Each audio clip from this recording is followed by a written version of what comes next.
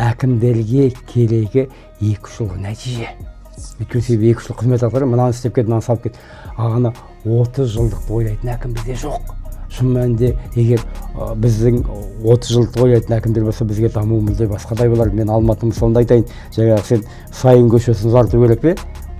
50-60 үйді сен қиратып компенсация төлеуің керек. Төле би көшесін ұзартуың керек пе? 60-70 үйді сен қиратуың керек. Егер болашақта ойлайтын әкімдер болса, кейін мына жақ үлкен жол түседі ғой, соған сақтап қояйық деп ана жерді бермеген жағдайда біз ана үйлерді қиратуға үкіметтің шықпайтын еді.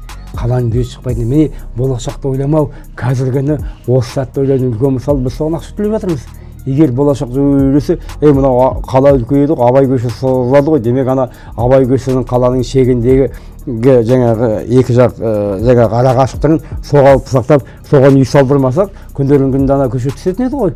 Рас қой, біз оның орнына қазір миллиардтарды бөліп, триллион бола ма, миллиард бола ма, ана үйлерді біз алып тастамыз, ана көшені салдым. Міне бізде болашақты ойлап жұмыс істейтін адам жоқ.